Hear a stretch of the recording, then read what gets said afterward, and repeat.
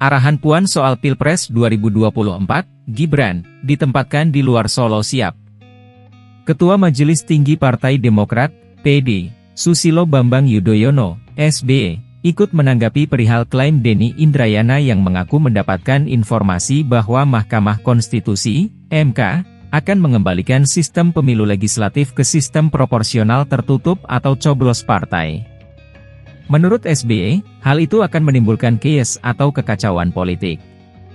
Menarik yang disampaikan Profesor Denny Indrayana melalui tweetnya tentang informasi bakal ditetapkannya sistem proporsional tertutup oleh MK dalam pemilu 2024. Juga menarik, mengait PK Muldoko di MAYG digambarkan Partai Demokrat sangat mungkin diambil alih Muldoko, kata SBY melalui Twitternya, Minggu, 28 Mei 2023.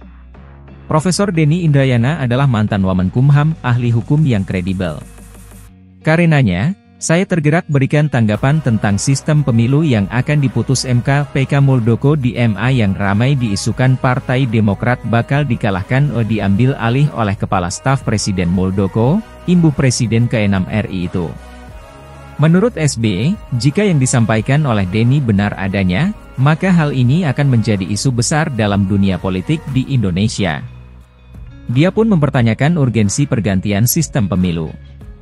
Pertanyaan pertama kepada MK, apakah ada kegentingan kedaruratan sehingga sistem pemilu diganti ketika proses pemilu sudah dimulai?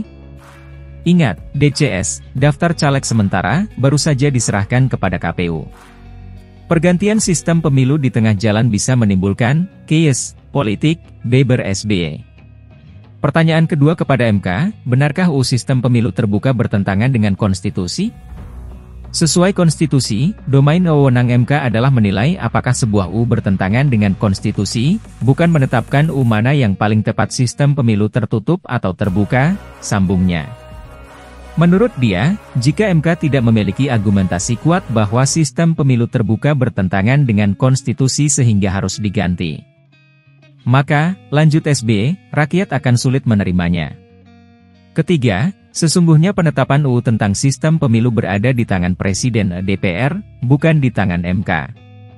Mestinya Presiden DPR punya suara tentang hal ini. Mayoritas partai politik telah sampaikan sikap menolak pengubahan sistem terbuka menjadi tertutup. Ini mesti didengar.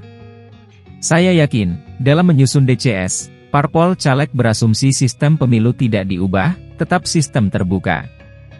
Kalau di tengah jalan diubah oleh MK, menjadi persoalan serius. KPU parpol harus siap kelola krisis ini. Semoga tidak ganggu pelaksanaan pemilu 2024. Kasihan rakyat, beber SB. Lebih lanjut, SB juga menanggapi klaim Denny yang mengaku mendapatkan informasi bahwa Mahkamah Agung, MA, akan memenangkan peninjauan kembali, PK, soal kepengurusan DPP Partai Demokrat yang diajukan Kepala Staf Presiden Muldoko.